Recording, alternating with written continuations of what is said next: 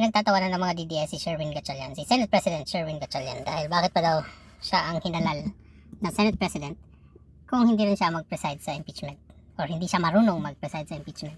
Kasi ito talaga mga DDS utak, DD list talaga di ba? Senate President, hinalal po siya bilang Senate President. Alam nila ang kakayanan ni SP Sherwin Gatchalian maging Pangulo ng Senado. Yung pagiging presiding officer sa impeachment court or impeachment trial ay bahagi lamang ito ng trabaho ng isang Senate President kung piliin niya maging presiding officer. Ngayon, itong si SP Sherwin hindi matakaw sa kasikatan.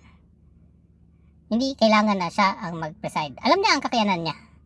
Magaling siya sa numero, sa budget, siguraduhin malinis tulad ng ginawa niya nung 2026 budget bilang chairman.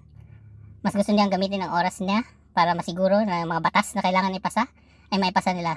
Which is, yun ang tunay na trabaho ng Senate President. Itong impeachment trial, extra lang na trabaho.